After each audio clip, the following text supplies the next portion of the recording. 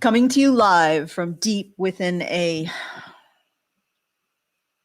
fractious and finger-wagging radioactive wasteland. We are the survivors of the alt-right Keck apocalypse. The few, the brave, the bitchy, once more wading into battle against the froggy zombie hordes with Rantzerker. Help me out here, Brian. Rantzerker 241. 241. How women's finger wagging destroyed Canada. I am your host, Alison, and with me today is Karen. Mostly Karen. Looks like Brian's just going to be in the background. Maybe he'll pipe up if we say anything particularly egregious that he wants to correct. But yes, we're going to be discussing the election results and the recent meeting between Carney and that is Mark Carney and Donald Trump. So if you guys don't know, because a lot of you are Americans, Carney is the individual that Canadians voted to usher us into this new era of trade. Yes, phase 4 of decline. Yeah, phase 4 of decline. And I wanted to go through, because I was thinking, I watched this whole thing play out, and it with utter astonishment. Well, not astonishment, but what is the feeling of disappointment and also surprise at it got worse, but not really that surprised. Just like I'm shocked, but not really that shocked, that kind of thing. But I just no, it's basically my thesis is voters in Canada are retards. That's a good point. Before we get into it, because Karen has laid out her thesis, and I'm going to lay out my thesis on what happened. I want to remind everyone that they can go to feedthebadger.com/justthetip to send us a message. Very best way to send us a message and give us a tip, because we get the full benefit of whatever funds you send, or at least the fees are lower, and you get the full benefit of not sending your comments through YouTube's comment enhancement system. So once again, feedthebadger.com/justthetip. And if you want to support the show, because we have a very unique voice, which I'm realizing is becoming more unique by the day, you can go to feedthebadger.com/support to help us out. All right. So the first thing that we were all in Canada looking forward to a prime minister who was going to address some of the economic issues that we're facing, and also start to build up our resources, our resource base, which is, our income base in Canada. And then over the last 3 months, we saw those hopes completely dashed. And honestly, this is my interpretation of what happened. I think Carney is a con artist. Oh, you think so? Yes. The name didn't tip you off. He's a Carney. He never gives you the stuffed animal, no matter how many times you get the freaking thing near the hoop. Yeah. But there's a very specific type of con that I think he played. Now, I don't know if Donald Trump was in on the con. If he was, I can't blame him, because if it's there for the taking, and honestly, at this point in time, whatever happens to Canada, I think we deserve it. Yeah, because we're fucking retards. That's why. But what happened was, this is like a classic con. Remember Road to El Dorado, and they were about to be Miguel and Tulio were about to be captured by the guards, and they started a fight in order to distract them and then attack them. Also like in Rocket Robin Hood, and also in like Star Trek, the original series, and like every other. Yeah, like the thing is that this is my thesis. I think, and again, I don't know if Donald was all the way in on it, or President Trump was all the way in on it, or he just took advantage of the stupidity of the Canadian voter. But no. I think Trump was being honest. Okay. I think he genuinely preferred Carney. Yeah, no, I agree. I think he did generally. Okay, and he said he preferred Carney, which should have made all the TDS-addled fucking boomers in this country whose most freaking important reason for voting, right, Was to stick it to Trump.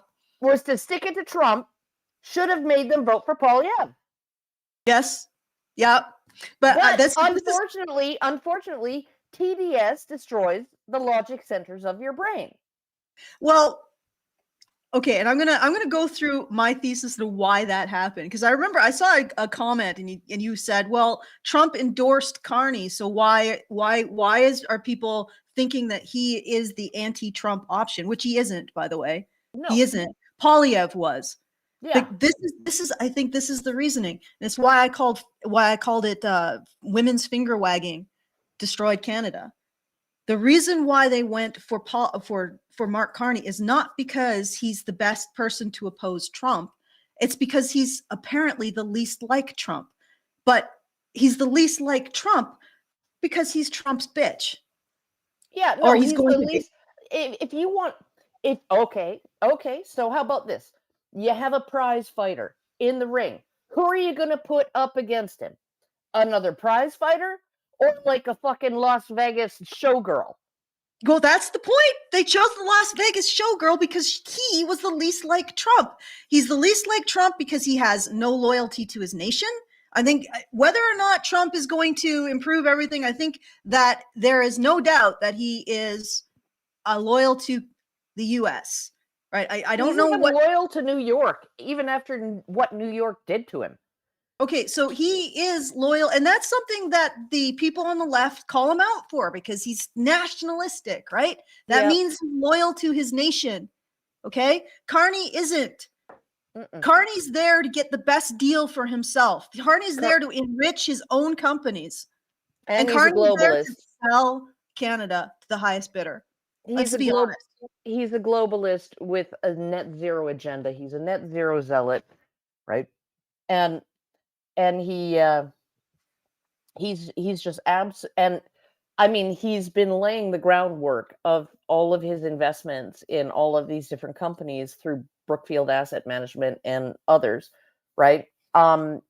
Into basically he's bought into a bunch of companies that are poised to sell carbon credits if and when he introduces a carbon credit scheme in Canada.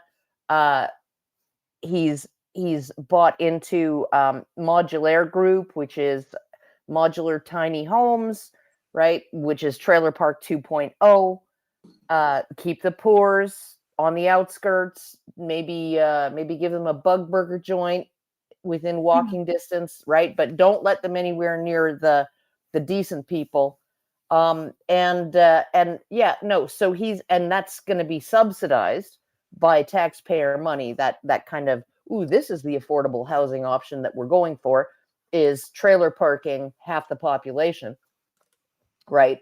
Who don't have the money to be able to afford something decent, and keep them out of sight and out of our way. But taxpayers are going to subsidize that, and therefore that company is going to make a ton of money, right? So it's like he's poised to make a ton of money. I'm not 100% sure about whether he's sincere about net zero, whether he's really sincere about it, or whether it's his wife, or whether it's his companies that just he funnels the money. He's all in on ESG. He's all in on net zero. He's all in on, but he is a con man because he was like, I'm going to stand up to Trump, right? And then it's like, and then this shit happened, but I'm not complaining that this shit happened, okay? Because this shit was going to happen if it was Polyev, right? Let's face it. We have 1/10 the population and less than 1/10 the GDP of the U.S. We are in no position to come in swinging. Okay, we're just not. This was going to happen regardless, but he tricked people into voting for him. Yes, by saying he was going to stick it to Trump, and I'm just like, with what? What? I know, with what? Yeah, no, with your feeble little girl fists, and I'm just like, what's infuriating is, okay, because like people need to realize this election season in Canada is not like election season in the US, right? We knew that there was an election coming, come hell or high water, in September of this year, right?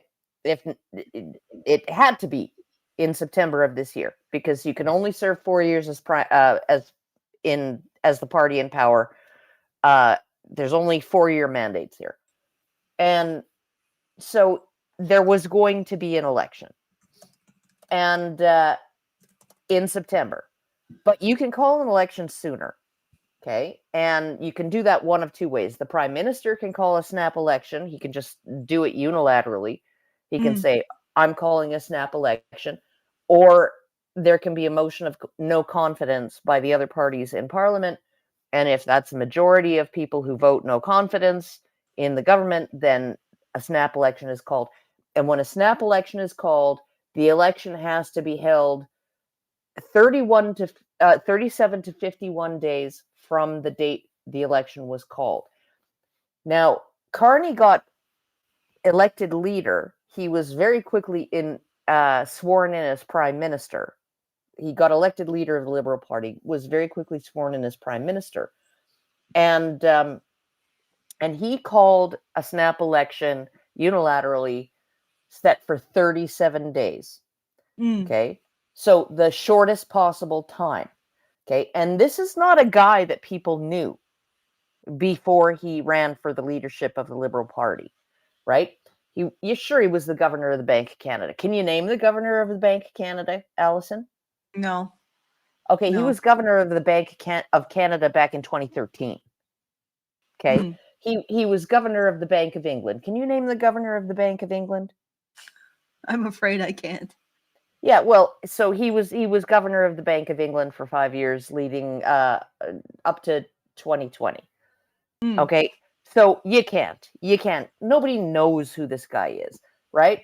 Like he's not a name in politics. I don't even think I've seen him interviewed as an economic expert on any freaking media anywhere.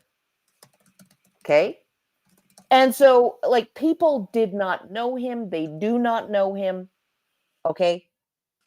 And he only gave them 37 days to get to know him.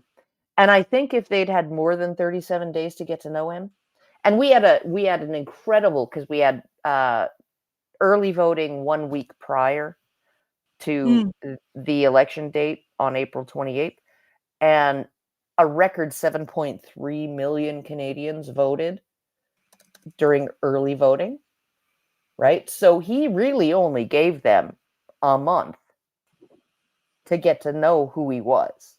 And it wasn't long enough for anybody to peel through the layers of that onion to find the black patch of rot at the center, which is what it is, right? And he is connected to Trump, right? So, I mean, he and Trump know each other.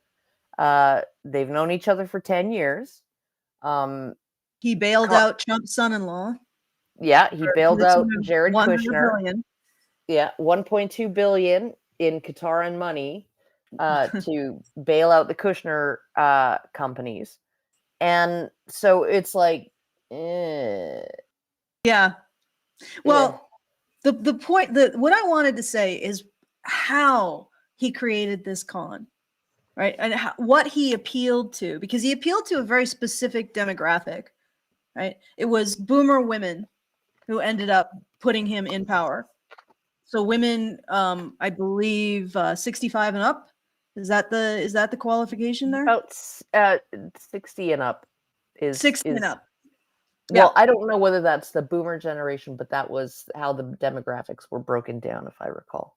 Yeah, and it wasn't all 55 and up. It wasn't all boomers. It was Generation X went overwhelmingly for Polyev. Yeah, well, anybody who's actually trying to build a life. Yeah, or trying to preserve a life or preserve a life for their kids. Yeah, no, you're trying to build a life.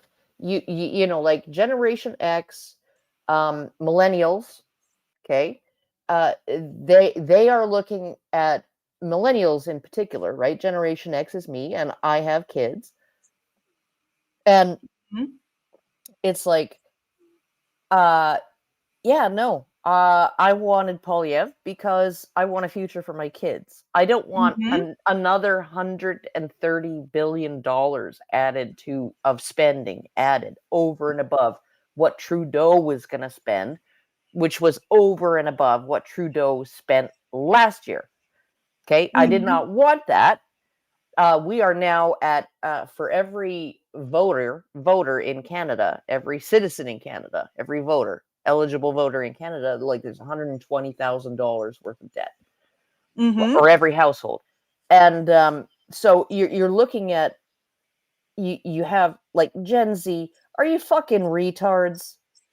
Well, Gen Z, it was millennials and Gen X who really, but Gen Z, I don't know what they I guess they don't want a future, honestly. I honestly, I don't know whether they're thinking about it yet, right? Or maybe they're just so nihilistic that they know that there isn't one coming no matter what they do, right? But it's like millennials, and in particular looking to start a family, right? Looking to buy a home, and Gen Xers who are anticipating grandkids. Yep. And the boomers, if you look at the issues that the boomers thought were like the most important, okay, sticking it to Trump was the top issue. Okay. Then it was housing affordability. And after that, it was expanding healthcare. Oh, big surprise. You're the primary consumers of healthcare in this country. Of course, you want more free shit. You know, so it's just like, yeah, no, give me the Gibbs and fuck the future. I won't be here long enough to see it all come crashing down. So who cares? Let's just hand the bag to the next generation. Like my mom literally, she said, "Are these people retards? Don't they care about their kids?" Well, they made it by their bootstraps, so that their kids can do the same. Oh, right? Yeah, no, they made it by their bootstraps, right? Okay, sure, yeah. In an era where you could have one blue collar worker supporting an entire family, in a house they own, with a car they own. Yep, but I think it actually goes beyond just the Gibbs. I think that Carney presented every good con artist, he played on people's emotions. And this is something that I spoke with like Brian on Monday. The more we bring in this hysteria to these elections, like when we're voting for a prime minister, we're voting for a president, we're not voting for God, a king, Satan. We're voting for the best pit mechanic, and to basically fix or at least maintain the system. Yeah. We're not voting for a savior. We're voting for a pit mechanic, and it feels like it's getting more and more hysterical. The narrative around this, and the difference is that I think a lot of men look at it in terms of that kind of logical, rational, it's a pit mechanic, right? And a lot of women look at it more as it's a savior, it's a king, it's a, that kind of thing, or it's Hitler, Satan, and I think that this is one of the things that really, really distorted the election in Canada. And because I was watching this, and all of those things went to the wayside. Yeah, they were concerned about healthcare and all of this other stuff, but it all went to the wayside in favor of one plank in the platform, which was this elbows up thing. You remember? I actually elbowed my husband in the face once. We were like sparring, we were doing like practice and stuff, and I elbowed him in the face, took him in the jaw. Yeah, I didn't see Carney do that with Trump. No, I didn't see that either. Not even in a playful manner. But yeah, it was this elbows up thing. And the way that he sold this, was very precise. And like, again, I don't know if Trump was in on it. If Trump was in on it almost makes me respect him more, because he knows how to play people like a fiddle, if that's the case. And I can't blame him for putting America first. That is his mission. right? And I'm not saying that I'm happy about it because I'm Yeah, not no, American. I'm furious with him. I'm furious with him, but like But I'm not worst American. possible fucking time. Thank you Yeah, for this worst. tariff Thank bullshit. you. But Yeah. I'm not American. And it's Yeah. like when I listened to Putin when he was having that address, and it was actually really nice to see a world leader making cognizant points, supporting them with historical fact, and explaining his position in a very lucid and intelligent way. But as I was watching him, I was thinking, this man is a very smart man. He is on point with all of his explanations, but I don't trust him because he is not on my side. And that's the same situation. Trump is America first. And that is his approach. That does not mean he advocates for the interests of Canada.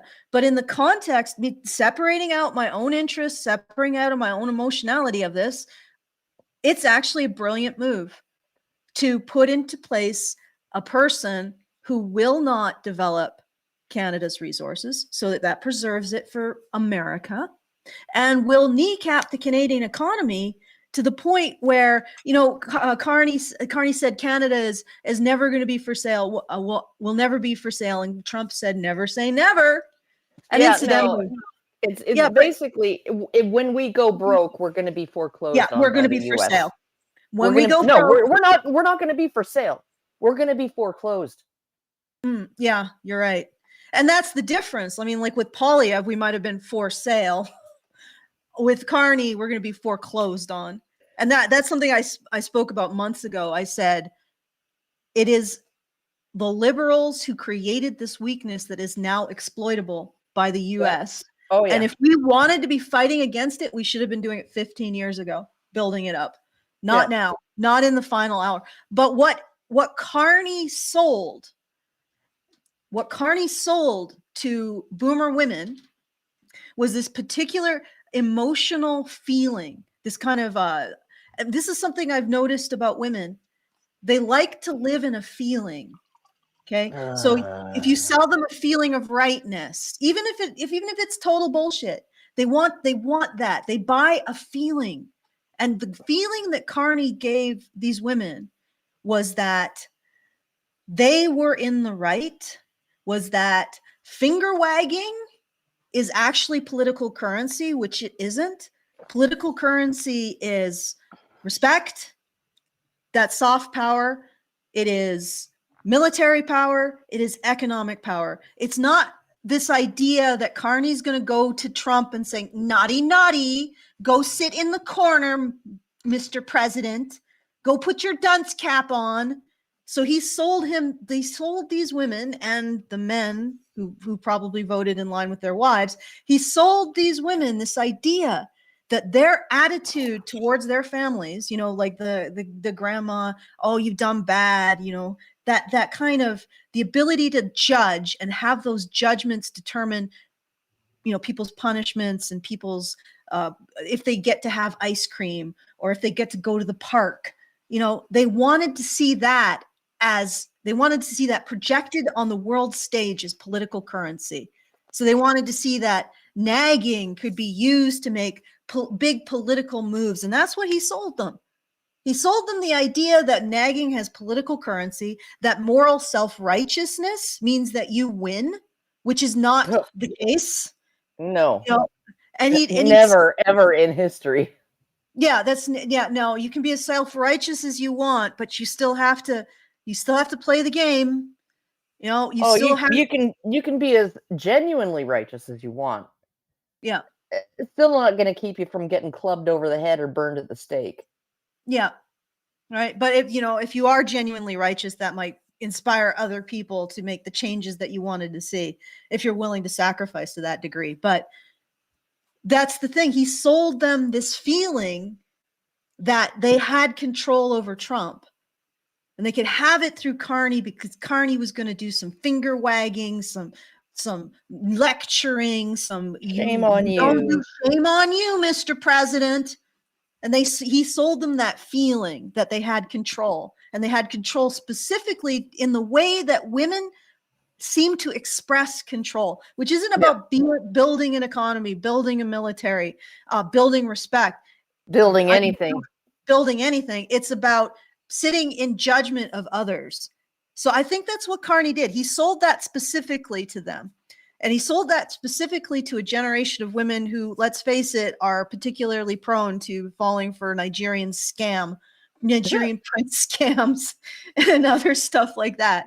So this is a con artist, and he didn't even have the integrity. I was watching his meeting with Trump. He didn't even have the integrity to act out the thing he sold to these women. Yeah. He didn't even do that. Like, the guy was slobbering over Trump. There was this one moment where Trump was congratulating him on his win, and Carney laughs and says, it's a giggle. Like, this is a full-grown man giggling like he's being complimented. He's a homely girl being asked to the prom by the jock. Yeah. And he doesn't realize it's going to end like Carrie. Yeah, I'm like watching all this. He's slobbering over Trump. He's obsequious. He's starstruck like this. And why wouldn't he be? Trump has the thing that Carrie loved most, which is money. Yeah, well, but if you look at Polyev would have been very different. Polyev's a nerd, right? Yeah. He's a little bit aspy. Yes. You know, and he would have gone into that meeting and a little weird, like Musk. Yeah, but he would have gone into that meeting and he would have been very serious and he wouldn't have been overly flattering. He wouldn't have been overly anything. He would have just been like, I'm here to do a job and I'm going to do it. And we're going to have to sit down and negotiate. And, honestly, I don't know if you saw the recent CBC hit piece, Alison, on Danielle Smith to talk with that very large investment, that large amount of money, 10,000 taxpayer dollars. Are you okay, that's just an embarrassment. I know. And well within, how many people went down? She flew down with 2 people and met up with the 3 people. And she brought the Canadian ambassador, who was probably Are you not flipping in Florida. kidding me? That sounds like fiscally responsible to do a trip for $10,000. What did they take? Economy seats? Yes, they fly economy. They took economy seats. They probably got like a Super 8, for God's sake. UCP flies economy. And just like Wild Rose flew the party that became the UCP, essentially, and that she led before she became a UCP leader, they fly economy, and they're not very big on like expensive, big, lush per diems and stuff, right? And it was a 2-day trip, $10,000, and you know what she got out of it? And after the fact, everybody's like, well, she didn't know that there was going to be any value to be had out of this trip. It could have been a waste of money. Energy. Trump agreed to lower the tariffs on energy to 10%. Right? Do you know how many billions of dollars that is? Yeah, for $10,000. They don't understand the concept of frugality or leverage or relative benefit somehow. Well, it's just money. They don't care to understand an actual investment. An actual investment, going down there, talking to him, being reasonable, and she's always been reasonable. She's always been like, yeah, no, I don't think we can talk him out of it. The only thing we can do is try to talk him down a little bit. And so I'm going to go down there and I'm going to try that. And, and she didn't just benefit Alberta. She benefited Ontario, and Quebec, which have major electricity exports down into the United States. Right. So she's helping everybody else in the country out. Yeah. And the CBC that collects $1.5 billion fucking dollars of my money and your money and every Canadian's tax money every year, comes out with this fucking fucked story about how she wasted 10,000 taxpayer dollars. Okay, I'm sorry. That is frugal. 3 people for a 2-day trip, $10,000. Yeah, they'd have to be flying economy. They'd have to be going. Maybe they got 3 rooms. Oh my God, what a splurge at the Super 8. plus travel. Plus, I have arranged these kinds of trips. $10,000 is eminently reasonable for 3 people. If it's a spur of a moment, you're going to be paying a lot of money just for the flights.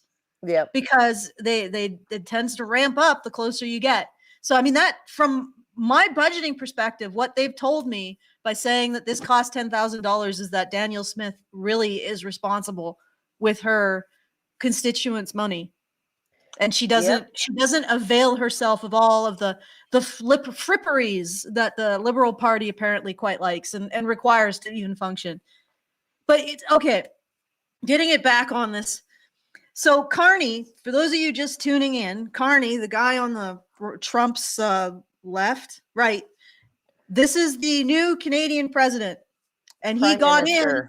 Prime Minister, yes, and he got in on the plank of not being Trump, and not just not being Trump, but also he was going to go arms up. If you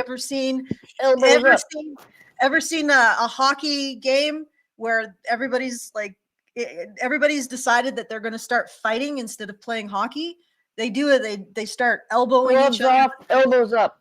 Yeah, that was his promise to the people who voted for him. And when I heard all of this, I'm like, yeah, it's no, that's not what's going to happen. He's going to, because Carney met with President Trump prior to his election. President Trump even said, I look forward to meeting with Carney again after he's elected, which was thanks. and when he went through this whole thing, like, I'm going to take Trump to the, what is it called when you do that? I'm going to check Trump, I'm going to make him. I'm going to give him the high stick and then take him back behind the bleachers. Yeah. That's, he did that whole shtick. And I was listening to this and I saw all these apparently boomers and possibly also Zoomers who are like, oh, that's our man. I'm like, it's going to be a wet fart. You know that? They're going to meet again and it's just going to be, kiss, kiss, kiss. I kissed the ring. And that's going to be it. And you're right. Poilievre wouldn't have been able to do much more because if we wanted to actually be ready for a fight like this, we needed to be doing it 15 years ago, not now. And Poilievre cannot fix 15 years of waste and inertia and lack of building our resource base for this fight. But what he could do is he could present somebody who at least can start developing those resources to have some kind of bargaining power in all of this, right? Instead, we got Carney. And look, I watched this and I watched responses to this. Of course, the way that the Canadian government framed it is Carney said that Canada will never be for sale. Yeah, that's the only soundbite they took out of this. That's the only soundbite. They didn't give us the soundbite after that when Trump very, very, teasingly said, never say never. They didn't give, and then Carney's lack of a response to that. Carney was totally submissive. Oh no, Carney was trying to break into the conversation. He was constantly like lifting his hand and opening his mouth and then like shutting up and putting his hand down, right? He was constantly doing that. Trump just steamrolled over him, just the way Hannah steamrolls over me, right? You steamroll over everyone. Come on. That's right. You know it. Yeah. But I got the chops for it. Anyway, but yeah, no, he just completely, he got in that one thing, that one important thing. Canada, there's some properties that are never for sale, like the one we're sitting in and like Buckingham Palace. Oh, I have something to say to that when you're done. Okay. Well, anyway, but that's all he managed to get across. He hasn't said anything about like what actually transpired because they're not making any deals in these chairs in front of cameras, right? No. And So I guess we can just be happy that it didn't turn out he didn't get Zelensky'd. Okay. But Yeah, or publicly humiliated. Well, he's just sort of. I think he's sort of a no, little like he he was chose his cringy. he chose his humiliation. He Yeah. chose the lesser humiliation. Zelensky pushed through and chose the greater humiliation. Mm.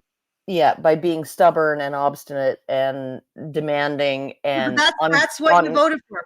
This was the big plank. ungrateful. This was the big plank, and it just ends with a freaking whoopee cushion, like just a wet sound of a wet fart. That's it. Yeah, I don't. And this was the thing. This is what they voted for. No. I hope There's substance. I hope. There's I substance hope to this a is wet fart, satisfying. Alison. There's substance to a wet fart. This was drier than 3/8 of a fucking popcorn fart. Okay, fair enough. But I hope your 3/8 of a fucking popcorn fart was worth it. Because that's what you got. This is what you voted for. Nothing. Nothing. Nothing has changed. Oh Absolutely. no, nothing Carney has changed. done nothing. We're still gonna be like on the green. We're gonna be going off the green fucking dream cliff, right? Like a bunch of freaking lemmings, right? Because that's the only way that we're allowed to go, because Ottawa says so. I mean, it's no wonder. It's no wonder Saskatchewan is actually having more, because arguably Saskatchewan has a lot of resources too, a lot of oil and gas, a It's lot of not potash, a arguable. lot of all. We do. Yeah, no, but arguably they're more in favor of separation than Alberta is at this point. Mm-hmm. And Yeah. Alberta is very in favor of separation. And I think if you took away the Greater Vancouver Regional District and Vancouver Island, BC would be heavily in favor of separation. Yeah. Yeah. We might take Yukon with us and create Diagolon. Diagolon. The lower part of Manitoba as well. So it'd be complete Diagolon. And I don't know, like I'm pretty sure that northern Manitoba would probably just have to go with southern Manitoba. They wouldn't just like, embarrassingly northern Saskatchewan, like the 10 people in northern Saskatchewan voted for Liberals. But we'll go up there with, and just convince them that they can get more money in their treaty rights if the economy is good. That's the thing that gets me, is like you got Alberta's talking about separation. Danielle Smith, the premier, is not, right? But Alberta is. And so these chiefs sent her a cease and desist letter, right? Basically telling her to like stop fomenting separation talks, because like they have treaties with the federal. Bitch, please. Okay. Who pays them? Alberta pays billions of dollars every year to Ottawa, right? Okay. That would be billions of dollars a year if we separated, that we wouldn't have to pay to Ottawa to be dispersed among Ontario and Quebec, and mostly Quebec and Atlantic Canada. It'd be billions of dollars a year that we could spend on improving your situation. Mm-hmm. Yes. Right? And it wouldn't all go into one big pot in Ottawa to be divvied up, by the federal government equally between all the bands. No, you'd have an edge over all those other bands. Yep. And maybe the natives in northern Manitoba can finally get clean water. Yeah. Oh, there you go. Well, Alberta's really good at delivering clean water typically, like it's just getting it past the federal fucking regulations. That seems to be the problem. Shall we watch some of this? Actually, okay. I wanted to say this, and we sort of went off topic onto well, I guess it's not really off topic. It's all Canadian politics hours, guy. It's just two Western Canadians bitching about what happened, with slightly divergent viewpoints, I think. Although I don't think we've actually found a point of strong disagreement yet. No. All right. So this, okay, let's play some of this. Thank you very much, everybody. It's a great honor to have Prime Minister Mark Carney with us. As you know, just a few days ago, he won a very big election in Canada. And I think I was probably the greatest thing that happened to him, but I can't take vote credit. His party was losing by a lot, and he ended up winning. So I really want to congratulate him. It was probably one of the greatest comebacks in the history of politics, maybe even greater than mine. You know? Oh, good Lord. No offense, Karen. And again, like, I don't know if this will offend you, but it starts to feel like this is two people in on a joke. And honestly, the only person who is in the moral wrong, if that's the case, is Carney, because he's supposed to be representing the interests of Canada, not preparing to sell it to the highest bidder. Yeah.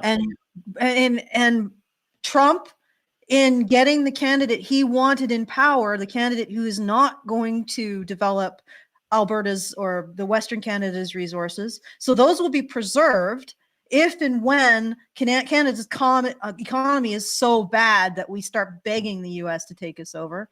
Yeah. You know, those will be preserved and will also ensure that Canada's economy becomes weak enough that we may end up begging the Americans to take us over. Yep. And this is not me sitting here being gloating. Oh yes, this is all going according to my diabolical plan. I've always wanted to be American. No, this is me just like,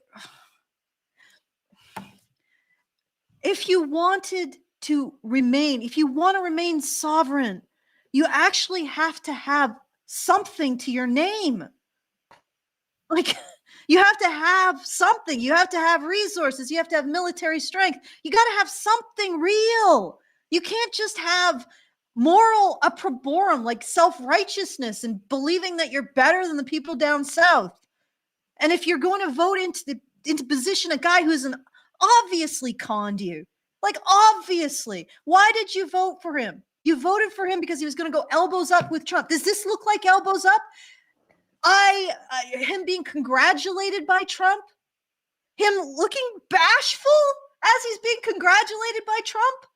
Like, does that look like the look of a man who's in the presence of his great rival or opposition?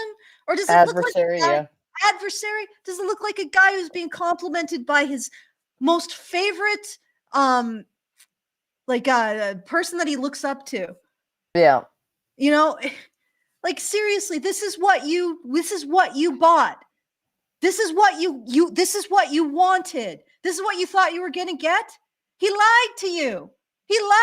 He played a part. He played the part of Trump's adversary to get you to vote. He didn't even have the integrity to pretend to be his adversary for for a month after he got elected. He didn't even get the integrity to even play the part that you elected him for. He just dropped it. This is what you wanted? And this is the thing. The more that we have this emotional voting, and I hate to say it, it's women who do this. They buy an emotion. The more that you buy an emotion, the easier you are to be conned. They'll present the emotion, but they won't present the facts because the facts were never in play. Carney was never going to give you this. He was only going to sell you the emotion that your self-righteousness has some kind of control over Trump. It doesn't. So now you've elected a con artist who is going to fill the coffers of his own companies. He's going to feed at the trough of Canada, weaken the economy, and make it more likely that we end up the 51st state. Congratulations. You got played. And you may have also been played by Donald Trump. Congratulations. And the other thing that Carney probably sold was this idea that these people were smarter than Trump. You're not smarter than Trump, right? He's probably a pretty smart guy. Let's face it. Yeah. And the average person is probably not smarter than him. You got played by this classic con. What's frustrating to me, right? when Trump announced the tariffs, and then, Justin Trudeau basically said, well, it'll destroy Canada. It'll destroy our economy. And then Trump joked, well, maybe you should just become the 51st state. Don't worry, Justin, you can be governor. And it's like, that was a joke. It was designed because Trudeau has a history of being caught on hot mics, disparaging Trump, right? and mocking him and stuff, and basically like calling him stupid orange man and stuff, like, not those words, but that kind of sentiment, right? Ooh, he's a fat orange man with little hands kind of sentiment. And so you had this, and it got out because it was said in front of a whole bunch of important people, and then everybody lost their fucking minds, right? And they were all like, "Oh my God, 50! He's gonna annex Canada. He's gonna invade Canada." Right? And I put up a big long Twitter thread, right? Like, are you fucking retarded? Like, Canada has a history of 65% of its voters voting liberal or left of liberal. Why would Trump want to give a country like that the status of a state, right, when it has more electoral college votes than California? Right? More electoral college votes than California. If Canada was the 51st state, there would never be another Republican House, Republican Senate, or Republican president ever again. Right? Why would he want this? Right? Here's why here's why you screwed yourselves, Canada. Congratulations, you played yourself, right? He always opens. He wrote about it in his book. It's called The Art of the Deal. He always opens with an unreasonable gambit, with an unreasonable move, an unreasonable demand. Okay? Which has become unreasonable now. Well, and that's because he wants his subsequent offers to look more reasonable by comparison. Well, 25% tariffs across the board was the unreasonable opening gambit. Yeah. Now, the unreasonable opening gambit is 51st state, and the 25% tariffs are the more reasonable alternative. I'm like looking at the special chat, and there are people who are saying, let's see, Trump is a felon. Majority of Canadians don't want to be American. Yeah, I don't want to be a felon. Trump is a felon. No, don't get baited. Don't get baited. Keep on topic. Fuck off with that. He's not a fucking felon. Fuck off. You want to know how and why he's not a felon? Hit me up on fucking Twitter. Okay, hit Karen up on Twitter. But majority of kids, I don't want to be American. Like, this is why I'm saying I don't want to be American, but I don't want to be Canadian anymore. Right? Yeah, I was ready to vote for separation when I was 18 in 1988.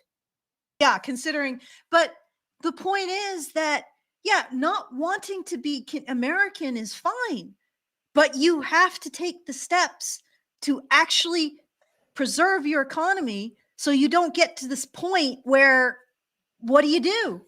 Right? You have to take the steps to preserve some kind of thing that you have to preserve your sovereignty.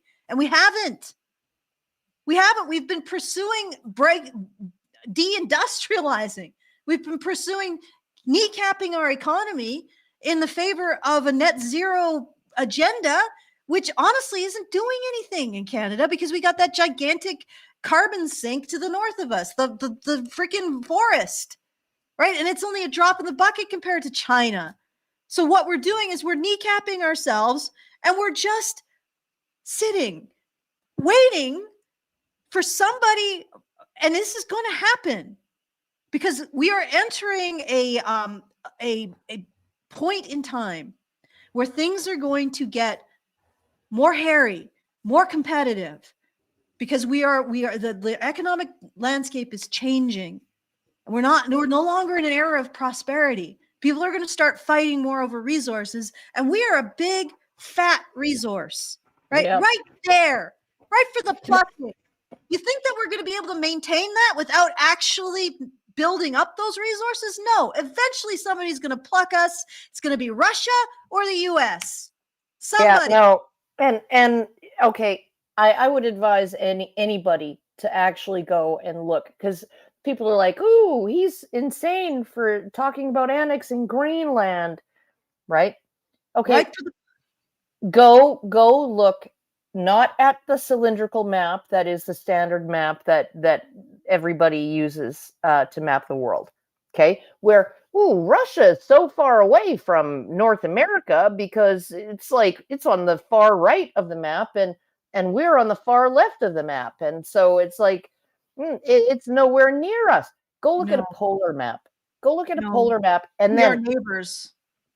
ask yourself, we're just like a hop from Russia's northern border, right? Yep. And then ask yourself, if you really genuinely believe that the ice caps are melting Yep. and new shipping lanes, not just for cargo, but for military craft, are going to be opening up in the Arctic, right? Like, Sarah Palin was not joking when she said she could see Russia from her front porch. Yep. Right? We can, all through Greenland and Iceland and freaking all the north of Canada and Alaska, right? Just a freaking, you could skip a stone across the fucking water Mm-hmm. and reach the other side, right? Yep. That's how close we are, right? And if you think that Putin is the madman bent on world domination that everybody says he is, right?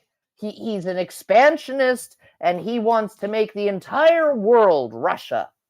Okay, if you believe that, okay, because you guys are holding all of these ideas in your head, right? Ooh, Putin won't stop at Ukraine. Putin will take Poland and he'll take who, God knows who next. No, Well, exactly. maybe fucking Greenland Or Canada. and then northern Canada. Like, I are remember you fucking stupid? Like, I remember years ago, I don't know if you remember this, that Russia was doing war games in the Arctic. yep. Yeah. And we didn't, like, Canada was like, are just playing around. We didn't notice. We didn't That's- notice. Yeah. That they didn't notice, okay, until it had been going on for some time, and then they were like, "Oh, well, it's no biggie." And that's really annoying. And the special chat doesn't get it. When we talk about these things, we're not talking about what we want. We're talking about realities. Yeah, just Real what politic is. realities. What is? Like, what does it matter if I want to remain Canadian? No, it doesn't. Honestly, it doesn't. My desires are irrelevant. And the more we end up being manipulated by our emotions and get away from this idea that when we elect prime ministers and when we elect presidents, we are not electing gods, kings, Satans, Hitlers. We are electing the pit mechanic, okay, who's going to maintain the system, hopefully, if insofar as governments can do anything to maintain systems instead of just leeching off of them. I'm an anarcho-capitalist, so I'm going to say that. But, like, this is what we're doing. But the more you buy into the emotionality, the more you get taken advantage of, like by con artists like Carney, who gave the people who voted for him the impression he was going to fight back against Trump. And once again, those guys who are like, somebody said that Trump didn't want Carney. He specifically said he wanted Carney. Let's listen to this again.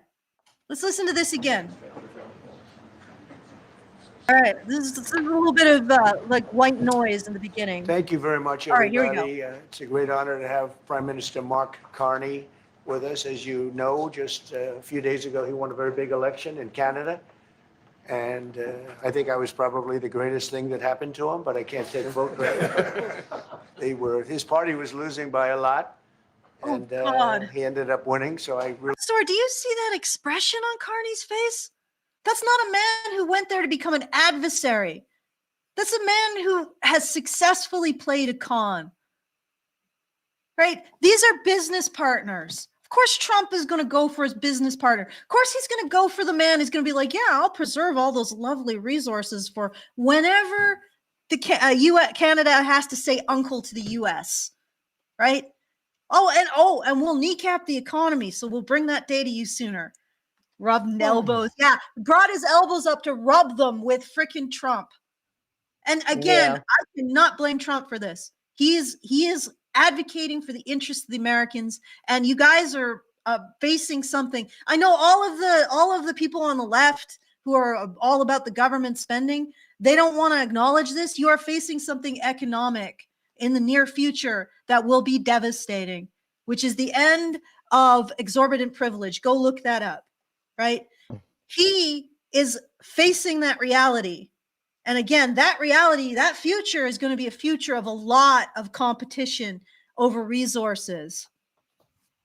And he's facing that reality, and he's advocating for his people, and he has now got somebody who's going to work really closely with him to preserve Canada's resources for a potential future American takeover and make sure that Canada is ready to say uncle economically. And if you think I'm saying this because I enjoy it, no, I don't enjoy it.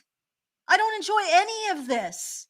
But this is reality. You constructed this by over and over and over again, buying a feeling rather than facts. Buying this man, this con artist, the feeling that he gave you that he is, what is it? He's smart. Oh, and then voting for him makes you smart.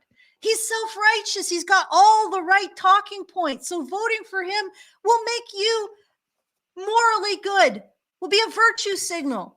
And also voting for him is evidence that that kind of moralizing actually is worth a fucking squirrel fart in politics. Well, Not. what frustrates me is that, okay, so, and a lot of this is because people listen to their TVs, right? The boomers especially, they listen to their TVs, and all of the mainstream media, the big name mainstream media that's carried on cable, is purchased. It's all subsidized by the government, right?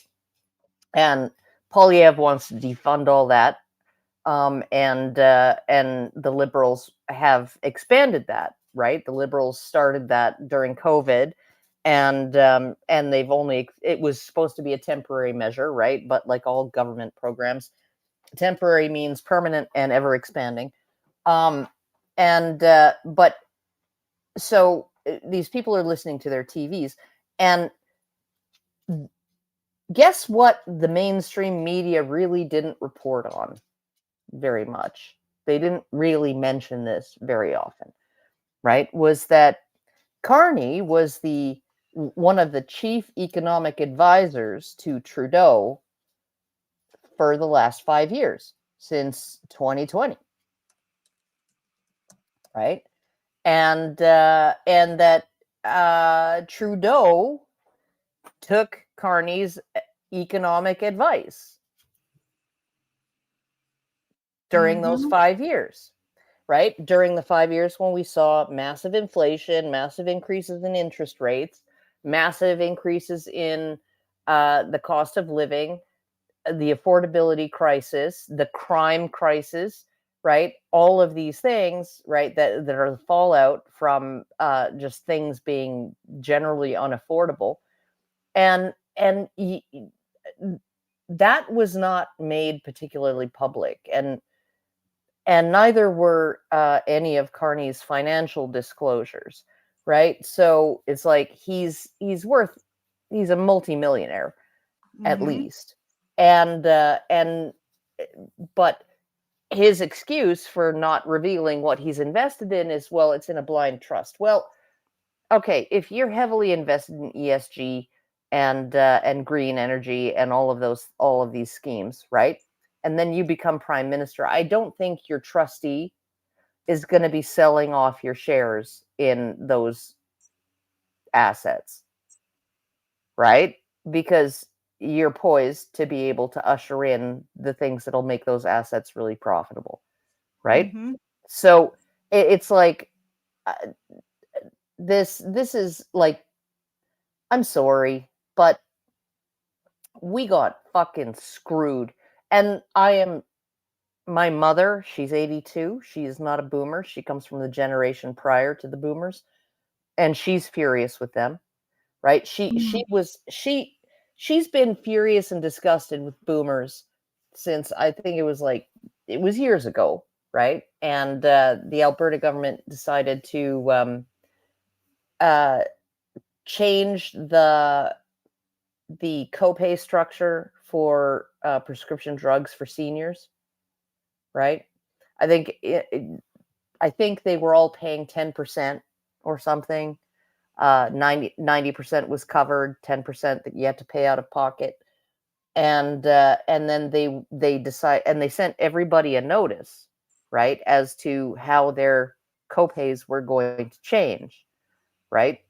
And all of these boomers listened to their TVs, and all of the TV stations were like, "Oh, impoverished seniors are going to have to choose between prescription drugs and food," right? And they're going to be eating cat food. And so they start coming to her because she was the president of the condo board in her seniors building, and they start coming to her and bitching and moaning, and she's just like, did you actually read the notice? They're adjusting it according to income, right? So the starving cat ladies who have to eat cat food, right? The impoverished seniors who have to eat cat food won't have to pay anything at all, right? And those of us who are better off will have to pay a little bit more.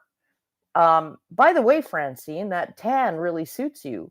The weather in the Mediterranean must have been really nice. Mm. I'm looking at this. She always gets that jab in at the end, but very politely. Yeah. Like, you're too rich to fucking bitch and moan about this. Yeah. I'm been looking at the special chat as we go through, and it's like, okay, let's just bring this down to brass tacks.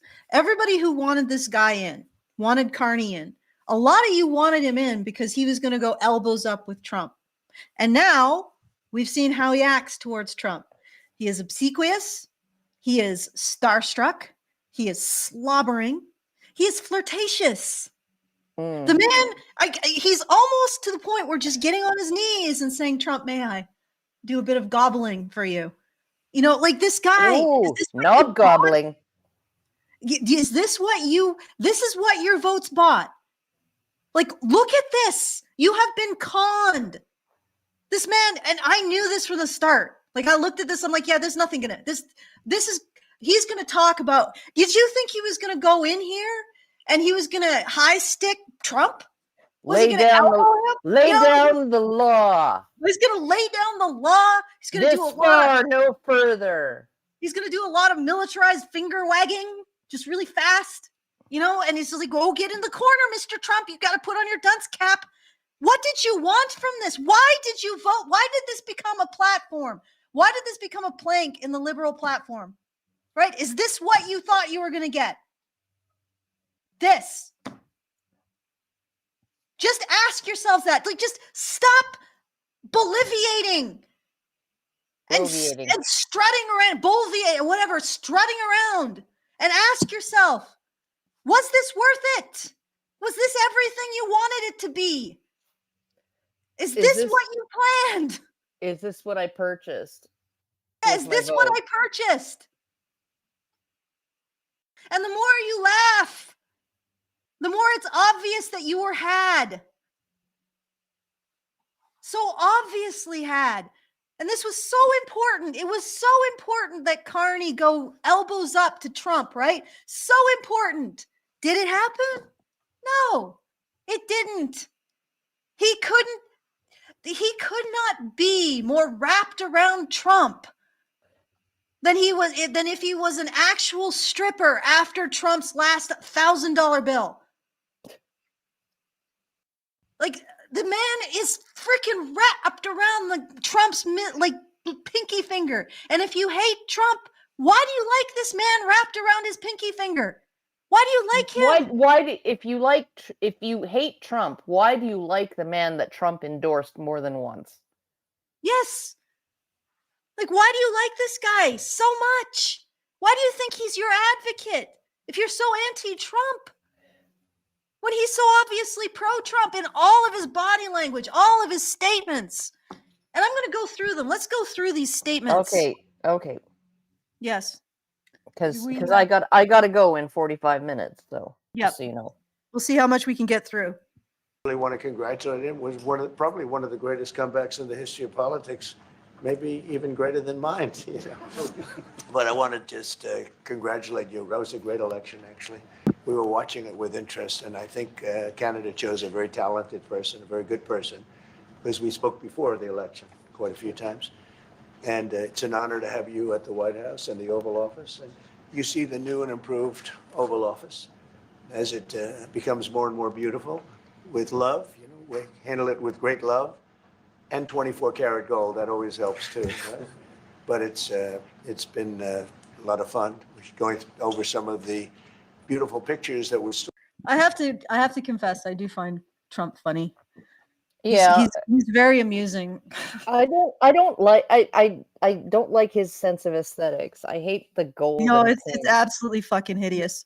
The pink granite and the gold. Someone needs to go into his brain and cauterize the gold region. Yeah, the pink granite region. Okay, I'm gonna move it. I'm gonna do it like at 1.5 and see if we can get through this a little faster. Stored in the vaults that were for many, many years, in some cases over 100 years. They were stored in vaults of the great presidents or almost great presidents. All. Let's get a little further. And I will accept their word, and we are going to stop the so bombing. He talks about pen out. Immediately, Marco, you'll let everybody know that. The Houthis, okay, this is still not really relevant. Yeah, no. Well, it is relevant. Individuals with advanced weaponry that will threaten global shipping, and the job is to get. Okay, go ahead. It is relevant in the sense that he has a big announcement to make. Okay. Either Thursday, Friday, or next Monday. That I think will probably, and this is my prediction. So it's based on just nothing other than the lead up to when he said he was going to be making a big exciting announcement. I think that he's going to have Saudi Arabia join the Abraham Accords. Yeah.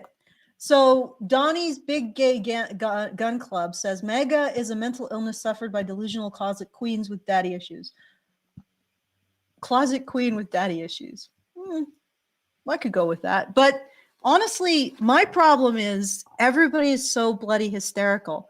Okay, you guys, I wish the world would take a step back and start thinking about the election of their leaders like voting on their plumber. Yeah. Just like that. Okay, we're all just going to vote on Ted the plumber who's going to fix our plumbing. Right? We're not voting for a king. We're not voting for Hitler, Satan. We're not voting for God or saviors. We're just voting for a plumber. Let's see his CV. Let's see his previous jobs. Does he do good work? Is he on time? Is he efficient? Does he come in under budget? These kinds of things. And that is all I want. I don't even advocate for any particular candidate. I think it's hilarious how gigantic a con Carney has played on the people who voted for him, because he was like, what, he's gonna go body check Donald Trump, and what do we see?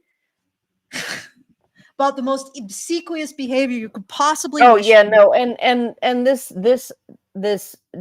kind of tangent that Trump goes on, like, ooh, the Oval Office, and ooh, the Houthis, and ooh, the Panama Canal, and ooh, this, and ooh, that, right?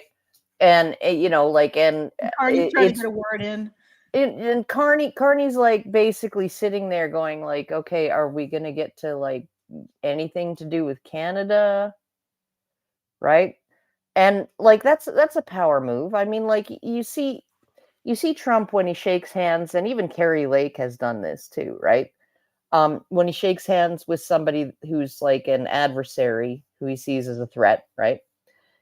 He'll grab their hand and then he'll pull them really close, and he won't let go of the hand, right? And he'll shake it for a while. right? While they're standing uncomfortably close. And that's a power move. And going off on these tangents about the Gretzky and, but going off on these tangents about like the Oval Office redecoration and the Houthis and all of these other things, right? When it's supposed to be a presser about Canada, right, is his way of putting Carney on a back burner. Yeah. There are more important things than you, Carney, and your Yeah. little country. Yeah. And I wanted to, I do actually want to speak to this whole thing. Like he talks about Canada or the US subsidizing Canada and Canada not being important and all of that stuff. And I disagree. I think Canada is vitally important to the future, specifically Western Canada. I don't know what the hell they're doing in the East, but Western Canada resources are going to be a very coveted thing because as we move from this current economy and the economic prosperity that we enjoyed because of a very specific event that happened almost 90 years ago, as we lose that, resources are going to play a bigger and bigger role in the future. Not that they always did, but they're going to play an even bigger role in the importance of nations. And Canada has a huge amount. We have in Western Canada, we have almost as much resources as Russia, but like 1/10 or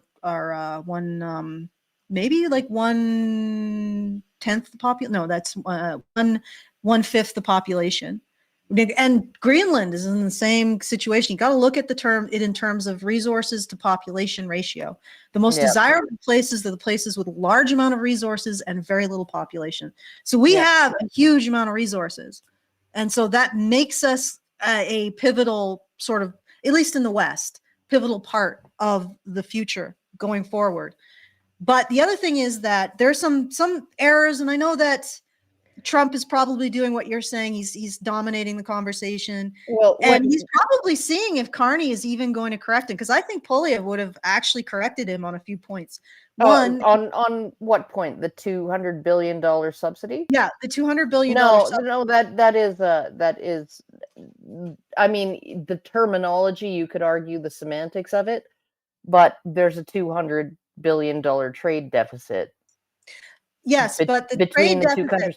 Well, and that trade deficit fuels our economy, right? So our economy survives because of that $200 billion. But it also fuels the American economy, because what happens is that they are importing Canadian crude at a significantly, like a lower rate from market value, and then they are refining it and selling it at market value. So that also contributes to the American economy.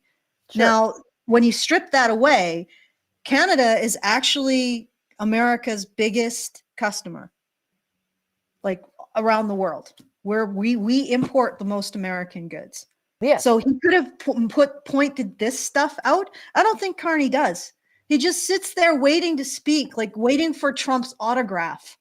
Oh, could you autograph my butt cheek, Trump? You know? No, but I can autograph your titties. Yeah, get him, slap him out there, Carney. I'll give you an autograph on that. But it's like these are things that he could have brought up. He should have brought up. I'm not sure. I haven't watched this all very carefully, so maybe he did. Correct me in the comments below. But this is like, you don't have to completely let this guy steamroll over you, which is what he did. There's no high sticking or checking going on in this by Carney, and this there's not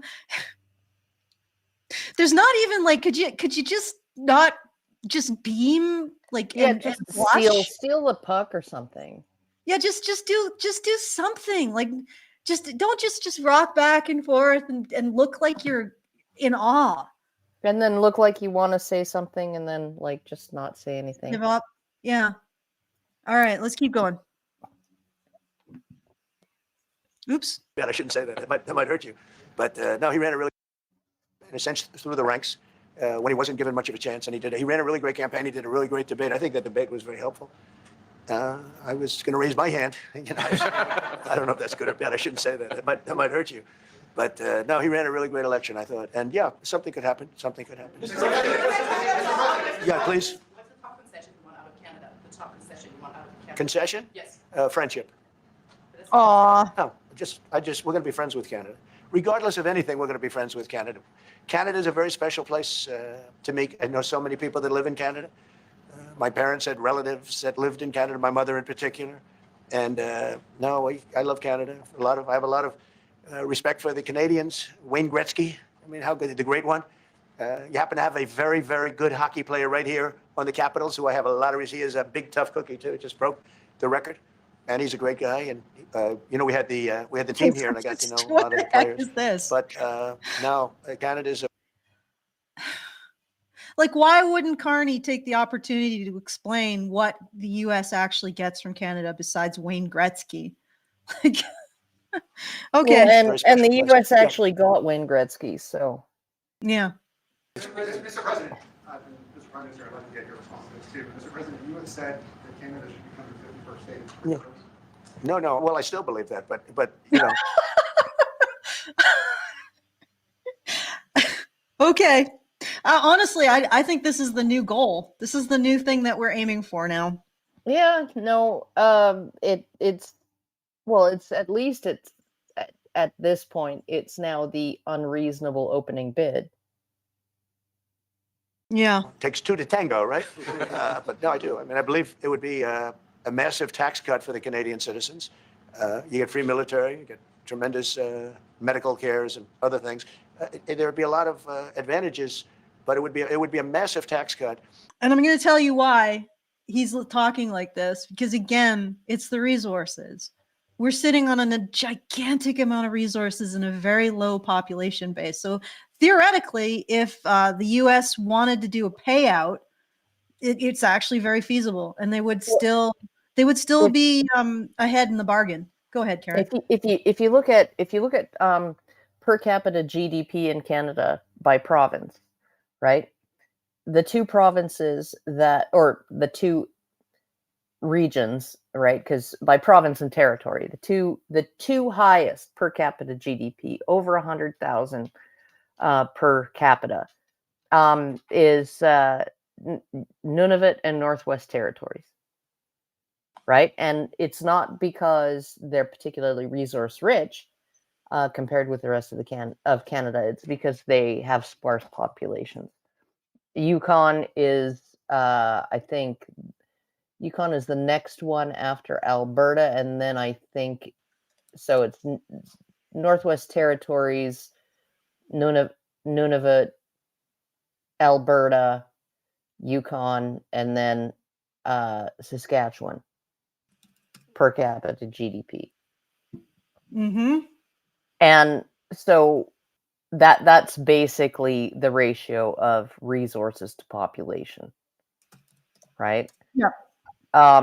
So yeah, no, it's you are right. Like, we are ripe for the plucking. We have a whole bunch of stuff and not a whole bunch of people to protect it. Nope, and not a whole bunch of people to pay off if you want that stuff. Yeah. So I mean, that's why he's starting this conversation, and he keeps bringing it up, and I think it's because he's normalizing it. I'm pretty sure these guys know about how to manipulate people emotionally and get them on the same page. And the more you bring this up, the more people get used to it, the more it gets normalized, the more you talk about it, the more you can just start to realize it. You just introduce the concept, let it float with people. You know what I've noticed? You introduce a concept, people get really upset, and then a month later they say, "Oh yeah, this is my idea." Yeah. So I mean, I think that this is what's happening there. But let's keep going. Come on. And it's also a beautiful, as a real estate developer, I'm a real estate developer at heart. When you get rid of that artificially drawn line, somebody drew that line many years ago with like a ruler, just a straight line right across the top of the country. When you look at that beautiful formation when it's together, I'm a very artistic person, but when I looked at that beauty, I said, that's the way it was meant to be. But, I do feel it's much better for Canada. But we're not going to be discussing that unless somebody wants to discuss it. I think that there are tremendous benefits to the Canadian citizens, tremendously lower taxes, free military, which honestly we'll give you essentially anyway, because we're protecting Canada if you ever had a problem. Oh my God. I didn't even see this part. Carney's just sitting there while Trump is talking about Yeah. all of the benefits to Canada for becoming the 51st state. And he's he's just trying sitting there. he's trying to get a word in edgewise, but he can't. But he can't. Is this your elbows up? Is it liberals? He's gonna just sit there and he's not even gonna push back on any of it. I bet Polyev would have. I bet he would have, or at least he would have tried. He's a little bit like Hannah. So Yeah, he would have just bulldozed his way in there and said, "Wait a second. Why are we talking about this as if it's either a fait accompli or that this is something that is within the realm of happening?" But he's just letting Trump go on and on and on. He's letting Trump sell the idea. yeah. This is what Trump is doing right now. He is selling the idea of Canada as the 51st state. What is Carney doing? I wonder what kickback he'd give me. Oh, I think we could arrange something.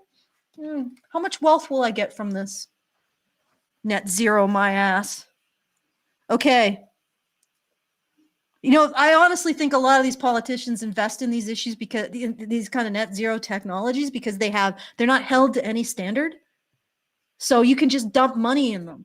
They're like money pits. You just dump money, and then they can skim off the top. And nobody questions it because, we're saving the planet by making this man richer. Yeah. Don't you want to save the planet? Save the planet by making this man richer and ensuring that Canada's resources aren't developed by people who are actually going to be environmentally responsible. They're going to end up being developed by Russia, China, and if we're lucky, the U.S. All right. Let's keep going. But I think it would really be a wonderful marriage because it's two places that get along very well. They like each other a lot. Well, if I may, as you know from real estate, there are some places that are never for sale. That's true. We're sitting in one right now, Buckingham Palace, that you visited as well. That's true. And having met with the owners of Canada over the. What the hell does that mean? Okay, so I wanted to drill down into this because I actually am reading a book called Charisma Effect or something. And what he just did here is patent lying. Like it's the wording that liars use. Specifically, he is distancing himself from the Canadian citizens with the owners of Canada, right? He is not including himself as a Canadian citizen when he talks about this. If you did, he said, us Canadians, Canada isn't for sale or something. Canadians like me say Canada. He hasn't lived in Canada for like 20 years. Yes, but this is distancing language. He does not see his future or his interests as part of Canada's interests. He's seeing those two things separately. That's what he's saying with this language. Do you remember Michael? There are Canada's interests and my interests. Do you remember Michael Ignatieff? No, you're going to have to enlighten me. He ran as I think as the Liberal leader in one of the elections, I think against Stephen Harper. And he lost because he had lived in the United States for the previous 15 years or 30 years or something like that. And then he just came back to Canada in time to win the leadership of the Liberal Party and run as their run for prime minister. Or post-national, right? Except when it comes to Wexit, the West has to stay Canadian, even though we're post-national and should feel ashamed for the cultural inheritance of our nation. We're post-national, but we have to stay Canadian, and it's just I'm so fucking done with this country. I never thought I would get to this point because I was always proud of my country, but I'm done with the fuckery. Oh no, I was never proud of Canada. You can't be proud of a country that allocates seats in Parliament and senators in the Senate in a completely lopsided way. Like, why does Alberta have more people in every riding than PEI and Nova Scotia and New Brunswick and even areas of Ontario and Quebec, right? So we do not have proportional representation in No, we Parliament don't. at all. And this is something Nor Americans don't realize.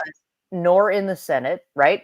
Like in the U.S., the representation is like the worst case in the U.S. of disproportionate representation is Wyoming, right? Because they have one congressional seat and it doesn't have as many people as almost all the other congressional districts in the country, because that's the entire population of the state, right? So they have to have at least one seat in the House of Representatives, and they have to have at least 2 senators because every state gets 2 senators. Well, here in Canada, we allocate senators, not 2 per province, which I would go for. That would like really make things kind of better if there were 2 senators per province, no matter the population of the province, right? But even our House of Representatives, the House of Parliament, the House of Commons, right, is not proportional. The West gets shafted. We end up having like these gigantic ridings with way more people than we should, right? Whereas Nova Scotia, New Brunswick, and Eastern and Central Canada have smaller amounts of people in each riding, right? Which means they have proportionately more representation in the House of Commons, and like this is all coming out of Central Canada, right? All of these decisions are coming out of Ottawa, right? With heavy influence from Quebec, because Quebec is the disgruntled teenager in the fucking house, right? And it's always like it's literally, if you want to talk about Quebec, disgruntled teenager, the teenager who's like, I fucking hate this fucking family, right? Well, sucking all the resources, bullying everybody else, right? And then it's like, if you don't do more for me, I'm going to leave. But you're not going to change the locks, right? I can keep a key and I can bring my laundry home to do, and I can raid the fridge, and you're going to send care packages, right? Right? That's been Quebec's attitude. That's why 75% of equalization money since 1957, since the plan began, since the program began, 75% of equalization money has been consumed by Quebec. Right? That's a fucking travesty. Pay your own fucking way, Quebec. Okay? Either that or shit or get off the pot. Okay? Because I'm sick of you holding this whole, Quebec sovereignty. You wouldn't survive. Right? Because you can't pay your own way. Right? And right now, all of Canada, except Alberta and BC and maybe Saskatchewan, right? All of us can't pay our own way. Okay, so just to clarify to you, to just summarize what Karen is saying, I'm just showing a electoral map of Canada. Let me get this all up here. Now, the top left is Canada. Now, you have to understand, in Canada, conservative The versus colors are reversed. the colors are reversed. The blue is conservative in Canada.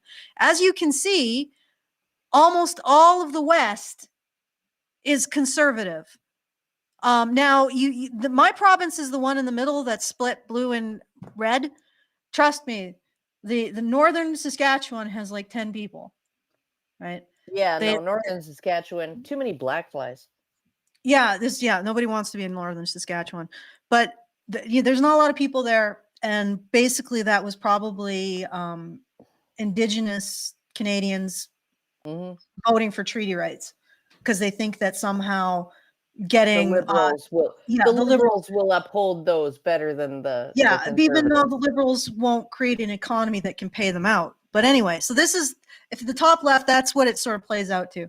Now, so this is like very strongly Western Canada is more conservative. So it's not an issue that all Canadians voted for this man. We didn't, right? There was a significant portion of us in the West who said hell no. But the problem is that our vote doesn't matter. Like, Yeah, that's not even hyperbole. Ontario and Quebec decide every election. Yeah, and they that's been the Ontario and case. Quebec wants to cede from the union, and then now we have a situation where it's the Liberals and probably Quebec, Quebec bloc that's going to make all the decisions for our country going Yeah. forward. So it'll just be whatever the Liberals want plus Quebec's whatever they want for themselves specifically. But what happened in the last 3 months is that we went from most likely a conservative majority over the entire country to Yeah, the entire country. It was the conservatives were polling at 56% in September, in across nationwide, excluding Quebec. And Quebec Yeah. is unique because they have their own federal party that only looks out for them, because that makes sense. But yeah, no, 56%. So the conservatives were set to take a majority, and then they did the switcheroo with this fucking asshole, right? That nobody knew, and he didn't give anybody time to get to know who he was. The moment he was sworn in, he called an election, set it for the quickest freaking time possible, and then just crossed his fingers and hoped that nobody would discover all of his skeletons before election day, and that paid off. Mm-hmm. Or they apparently didn't care about the fact that he's actually very close with Trump, much closer than Polyev. No, it's not that they didn't care. It's that they didn't know. Okay. You know what? I honestly think the man just sold a feeling and it didn't matter. Facts didn't matter at all. Yeah, well, facts didn't matter at all, but our media, fair enough. our media that is funded only by the liberal governments, right? Okay, all the conservative position is no media should be government funded.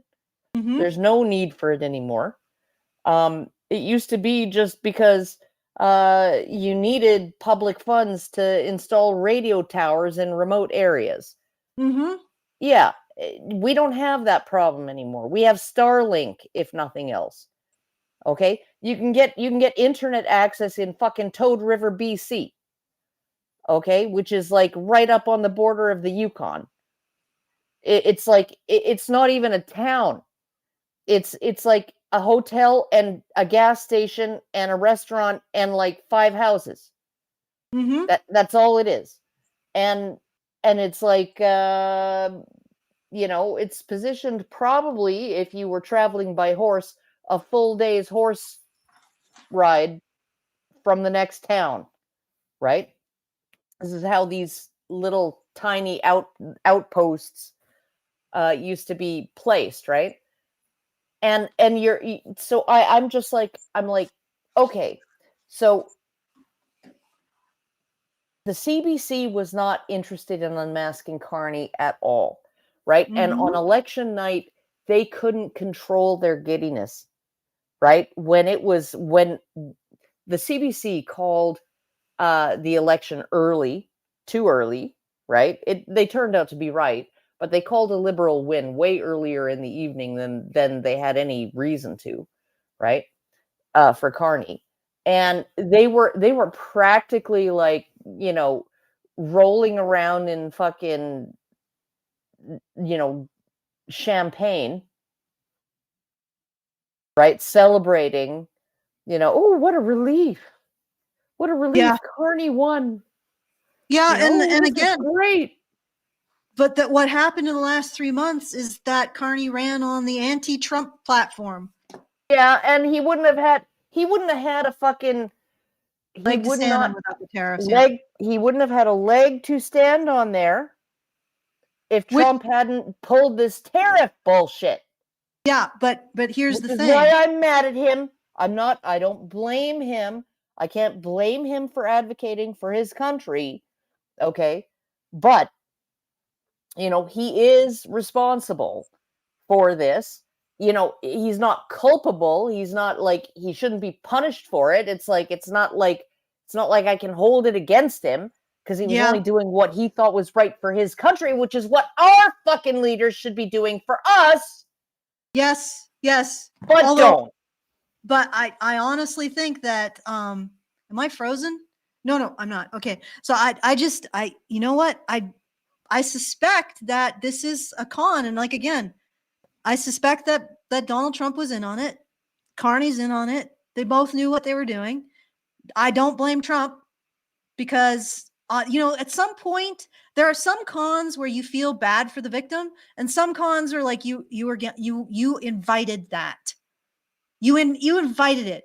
But that is the platform that Carney ran on, the anti-Trump platform.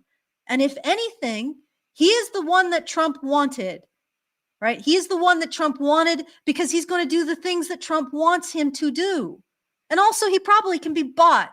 I don't know if Polyev could be bought. I think it's less likely, but this man can be bought.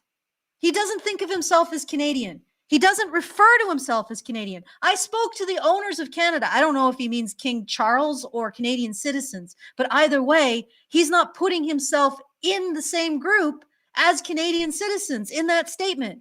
He thinks that he is separate. That means he thinks his interests are separate from the Canadian people or possibly King Charles. I don't know what he's referring to here. It's a very weird sort of statement. But this is what you voted for, and you voted for specifically because you were conned. They did a classic, let's pretend to be enemies to get our ultimate goal. And like, again, I can't blame Trump because his ultimate goal is the benefit of the American people. Carney's ultimate goal is the benefit of himself. Congratulations. You basically voted for Donald Trump's partner in crime. Do you feel good now? Do you feel good now? Is this what you wanted, Canada? And that's specifically what happened in the last 3 months. But okay, so let's continue with more of this. There's a woman I watch, Jasmine Lane. Oh yeah. She was really upset. That wasn't even she says that wasn't even the election that made her feel sick to her stomach like this. And the reason why she feels sick to her stomach, the reason why is because this man came in on the platform of being anti-Trump. And the first thing he does when he's in the presence of Trump. Stick his tongue 3 yards up Trump's butthole. Yeah. Yes. What was that? That was a completely stolen election. And I don't mean that there was any voter fraud. I'm absolutely 100% believe that people can be taken in by con artists who sell a feeling like this man did. But he doesn't even have the integrity to, the next time he visits Trump, to even look slightly contrary. And somebody in the special chat said, oh, but he said that Canada was not for sale. Okay, let's go and let's get into it. Well, first of all, again, it's making this gigantic differential between himself and his interests and the interests of whoever he's referring to as the owners of Canada. So what, is Carney our real estate agent? Or is he the real estate agent of King Charles? Like, yeah, okay. he didn't say I've talked to my people, I've talked to, I talked to fellow citizens, fellow Canadians, I've talked to the voters, I've talked to I talked to the owners of Canada. Ambiguous statement. Also, again, that means that he doesn't consider himself part of whoever he considers owning Canada. All right, let's continue. Course of the campaign last several months. It's not for sale, won't be for sale ever. But the opportunity is in the partnership and what we can build together. We have done that in the past. And everybody's saying, "Oh, he won't be for sale ever." Yeah. Part of that, as the president just said, that's the part that the liberal media cut out. And I'm guessing the people in the chat, the special chat, are saying, "Oh, but he said that he took a strong stance." Did he? Let's keep listening. is with respect to our own security. And my government is committed for a step change in our investment in Canadian security and our partnership. And I'll say this as well, that the president has revitalized international security, revitalized NATO, and us playing our full weight in NATO, and that will be part of it. And they have. That is good, because we needed to be doing that. Maybe next time the Russians do war games up in the Arctic, we can not pretend that they're picnicking. Oh, they're just communing with the seals. They're doing some whale watching. They have, I must say, Canada is stepping up the military participation because Mark knew, they were low and now they're stepping it up, and that's a very important thing. But never say never. There you go. This is the part that he pushes back. And look at the body language here. Yeah. The body language of Trump. I mean, it's a bit teasing. Yep. But it's also schooling. That finger's up. Never say never, because he knows something. Yeah. Let's see how Carney responds to basically Trump. Everybody's making on the left is making. Oh, he said that Canada will never be for sale, and then Trump responded to that. Never say never. And let's see how Carney responds Never to say that. never.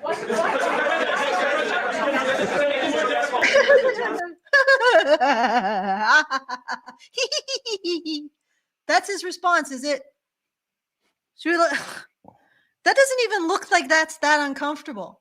It's like they're flirting. Mm-hmm. Carney's like, oh, you naughty Mr. President, you pitched my bum, nutty. Like, oh God, this is what you bought with your votes, Liberal Canada, boomer women. Oh, President. Oh, you're being so naughty. Oh, later. Oh, God damn. And it's just like of all the things, I'm totally on board with Jessica Lane's or Jasmine Lane. This is really, it's a real kick in the delicate bits. This is. Because why is this man there?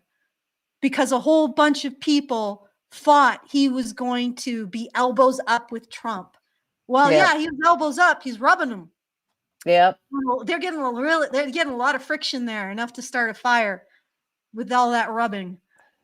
Maybe he's just given the no hands happy ending. Oh, who knows? Yeah, exactly. No hands happy ending. Yeah, like they have to do in Thailand. Yeah. According to Russell Peters. Oh, good Lord. But this is it. Like this is what you wanted. This is what the whole election became about. And now it's gone like a fart in the wind. And nobody who voted because of this, nobody is going to even mention it. Yeah, no, and it's like okay, so the affordability crisis is still looming. Right? It's still as bad as ever, right? Carney's not going to he's not going to relax or incentivize the relaxing of regulations for new construction, or even for his tiny little modular homes that he's invested in to be placed in existing neighborhoods, as infill or anything like that. He's not going to be doing that. No, he's basically like, okay, let me just explain something. I live in a neighborhood that started in the late 1940s. Okay. It is 8 minutes from downtown Edmonton by car. It's a probably about a 10-minute walk to a grocery store and 2 medical clinics and 4 pharmacies. 5 pharmacies. And basically everything, it's even a 10-minute walk to a vet clinic, right? And gas station, convenience, dollar store, probably 15 or 20 restaurants, right? Within a 15-minute walk. It's like an accidental 15-minute city, right? That just happened. It wasn't designed. It wasn't planned this way. But it's full of mostly like tiny little 1950s bungalows on gigantic lots, right? Because people used to, in that day and age, they used to have gardens and stuff, like vegetable gardens and things like that, right? So, they wanted big yards, and mothers were home with the kids, and so the kids needed a place to play outside and stuff, right? Because back then, when people got married, the woman generally stayed home or worked from home, did like piecework and stuff in home, like I don't know, mending the neighbor's clothes or like babysitting other people's kids or whatever, right? And so anyway, we have this developer who's been operating in the neighborhood for about 20 years now, and he buys these the most dilapidated little bungalows, and he knocks them down, and he puts up, particularly on corner lots. If you're on a corner lot, you're like, he wants to buy you out. And then he puts up duplexes and fourplexes, right? And these are energy efficient, permanent structures with foundations that they're usually 2 stories with a full basement, and a full basement with legal egress windows, which means you could actually put another living quarters, another bedroom down there. And so 2 or 3 bedroom units, right? Low cost rental units that are just going up kind of sporadically in my neighborhood, right? And this is all private enterprise, nothing subsidized, right? And there's a ton of them. There's one that just went up for sale, just got completed. There's another one that's almost complete and will go up for sale probably before the end of the summer, right? Fourplex with a 4-car garage and and a very small, easy to maintain yard, right? And so you've got these properties going up all over the place. Oh, and also an apartment building, a 3-story walk-up apartment building, on the street closest to the grocery store and the strip mall, right? So you got all these properties going up, right, that increase the population of the neighborhood without having to increase, without urban sprawl, right? And all those things that nobody wants. And also it's like so close to transit, including like an LRT station, light rapid transit rail station, like super close to everything. And so it's like that's just happening organically. And it's happening organically in Edmonton here because if he sees a house that he wants to buy, and he applies for permits, he goes online to the website and he fills out one master form, right? With what he wants to do, what are his, he submits his plans, his blueprints for the building, right? And all of that stuff, blueprints for the lot usage, like where's the house going to sit, and and all of that. And you can often get your permits approved, all of them, within a day, within 1 day. Do you know how long it takes to be able to do something like that in Ontario or BC? More than a year. I wouldn't doubt it. More than a year. This is all the stuff that stops the economy. All of Yes, this. and all of- Carney's just going to keep all of that. Yep. He's going to keep all of it. He's not going to make these provinces like actually do what's right and actually streamline their approval process. And it's not like our approval process is like lax or not, that we just let anybody build anything anywhere. No, there's a template. There's a template of what types of buildings are allowed to be built on what lots in what areas, right? And how the lot usage and layout should be, right? And all of that. and there's a whole bunch of pre-approved building plans, right, for different duplexes, triplexes, fourplexes, whatever, right? Or single detached homes, right? There's a whole bunch of kind of pre-approved plans that you can submit, and then it's just like a matter of going to one website and filling out one master form, because all of the approvals, all of the permits are consolidated in one permit, and the whole thing's automated. It's integrated and automated.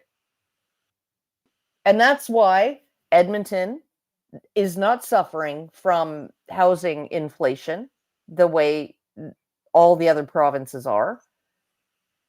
Right? Edmonton is like, our housing prices have not gone up very substantially compared to the rest of Canada. And it's because we're constantly replenishing our housing.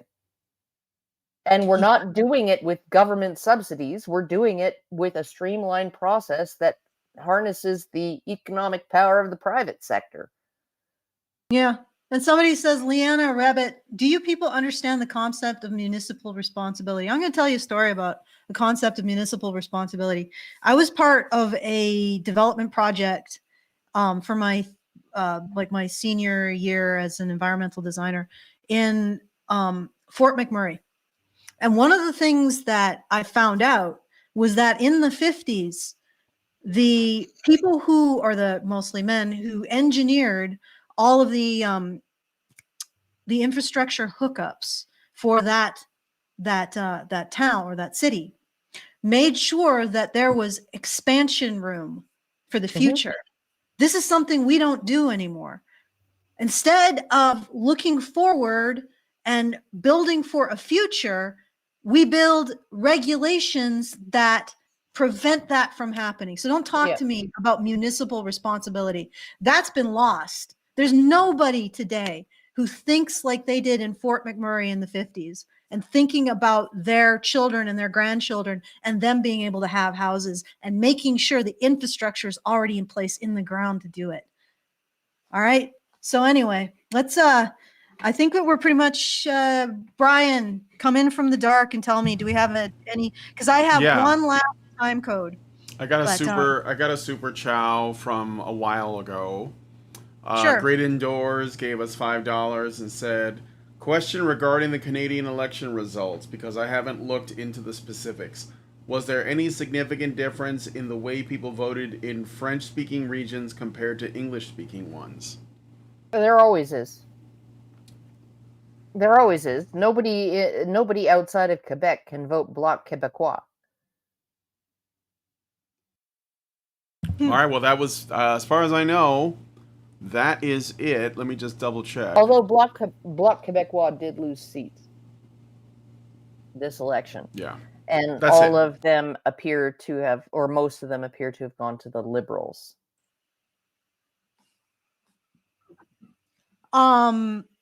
Okay, so if that's answered, I just want to do a little bit more here.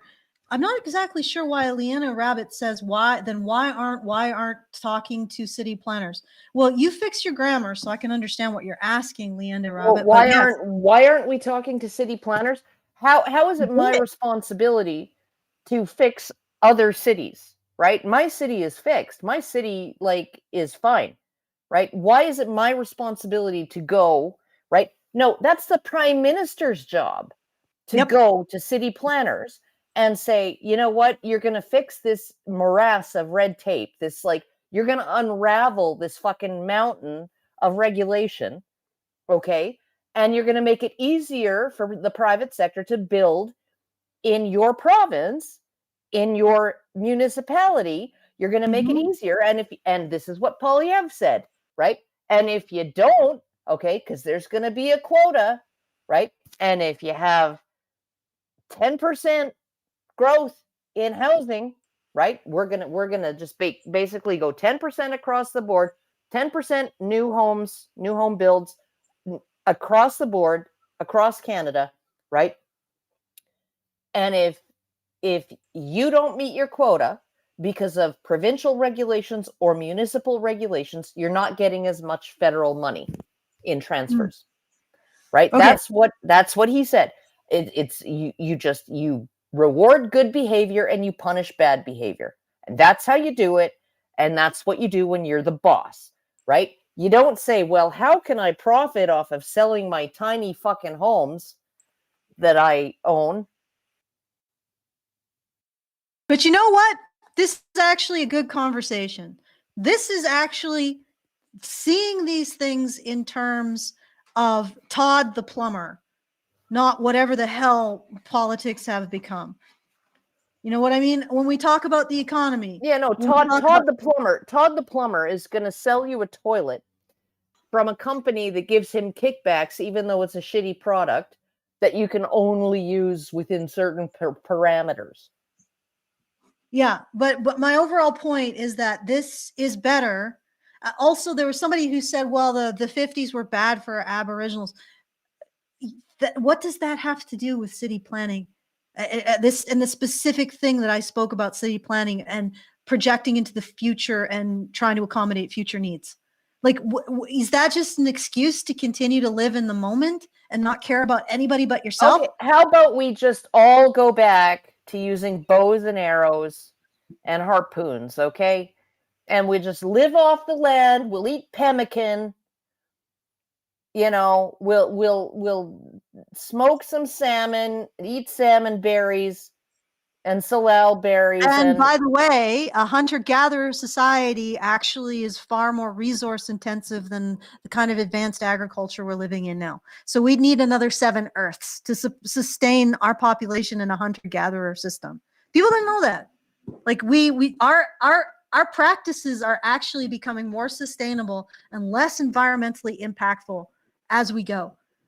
You know, and if we just calmed our fucking tits and just continued to apply our knowledge and our understanding to improving everything, we'd be fine.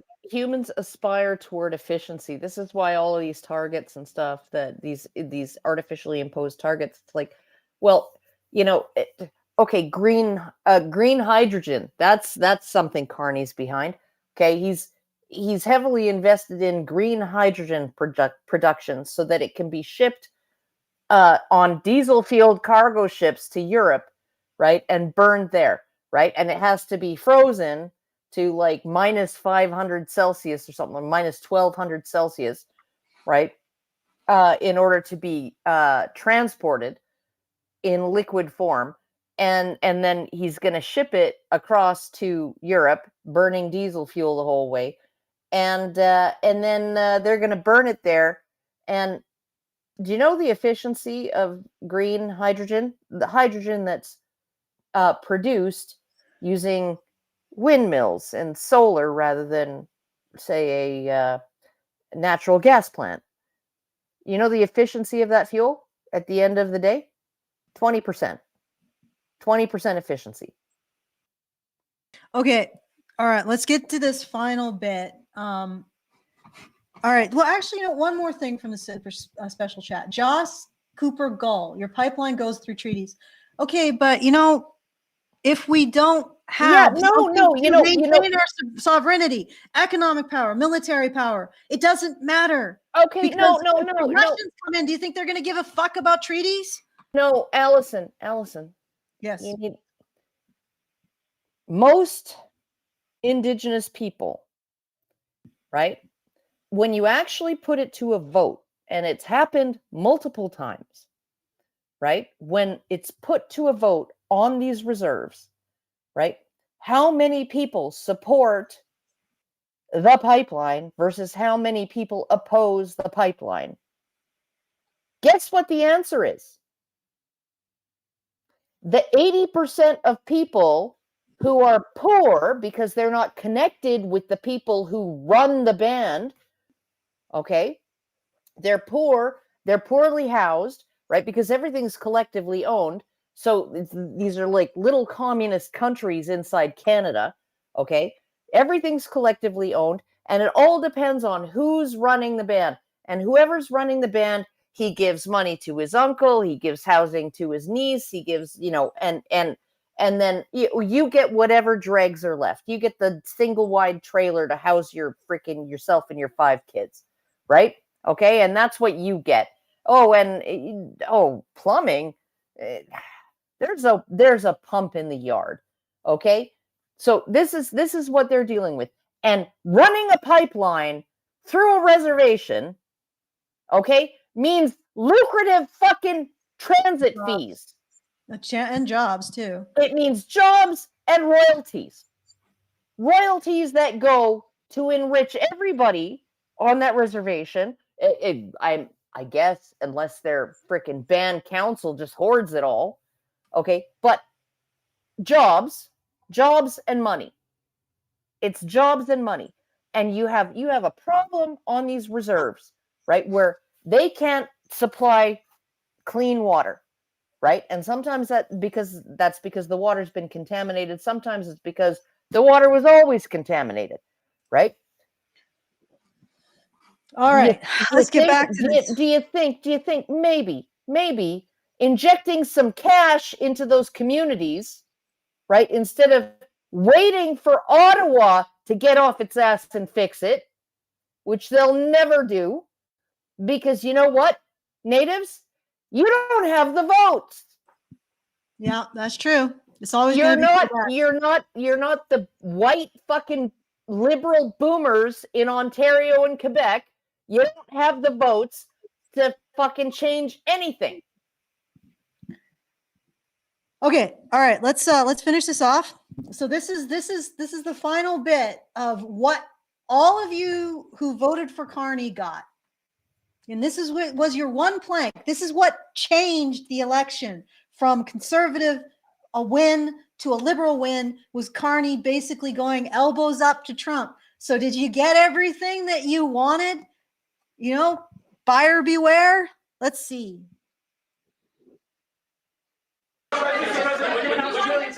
When you consider what Mr. Carney just said, that Canada is not for sale, does this make the discussion a little more difficult to start on? No, not at all. No, not at all. No, time will tell. It's only time. But I say, never say never. I've had many, many things that were not doable, and they ended up being doable, and only doable in a very friendly way. But if it's to everybody's benefit, you know, Canada loves us, and we love Canada. That's, I think, the number one thing that's important. But we'll see. I mean, over time, we'll see what happens. All right. So that's the big big elbow. Yeah, look at the look on his face when Trump is saying that is just like, oh fuck, oh fuck, oh fuck, oh fuck. Yeah, but here's the thing. Trump zeroed in on something that Carney said that actually revealed his true intentions. You don't say we're never for sale. Like, you don't phrase it that way unless you've actually thought about it. Right? And Trump is a salesman. He's going to pick up on cues like that. I mean, Carney brought this up, but that means he's thinking about it. Right? That means he's considered it to come to a conclusion like that. But yeah, so let's see if Carney says anything. I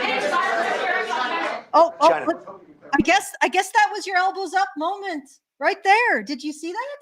He put his elbow up a little. There you go. That's what you voted for. I hope that is everything you wanted, because that's all you're getting. Now we're getting the bill. Oh, good Lord. Anyway, all right. So Brian, I'm pretty sure you got things to do, people to see, dogs to feed and walk. I gotta pee like a freaking camel. Yeah. So. Yeah, Okay. I do. Okay, so I'm gonna let's leave it there. I hope you guys enjoyed this.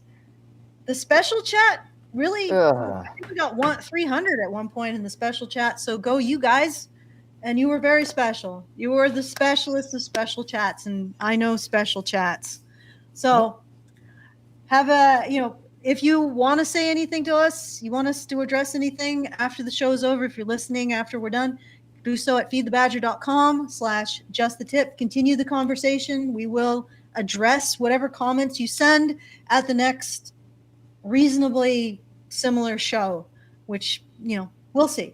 This is obviously content that some people really like. So Once again, feedthebadger.com/justthetip to send us a tip and a message. And if you want to support the show for whatever reason, well, it would be great if you did. We'd appreciate it. Feedthebadger.com/support. I want to thank Karen for joining me. We didn't end up having as much disagreement as I thought, or any, maybe? I don't know. I don't think we disagreed on much. Yeah, no.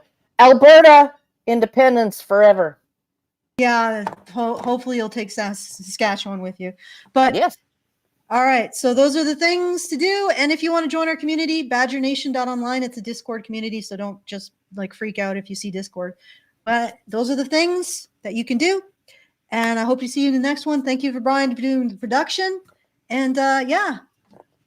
Oh, I have to do the other things. Like, share, hit the bell for notification, and comment and share again, because sharing is caring and it's really important. That's why I said it twice. See you guys. Men's rights activists are machines, dude. Okay? They are literal machines. They are talking point machines. They are impossible to fucking deal with, especially if you have like a couple dudes who have good memory on top of that too. Holy shit, you're fucked.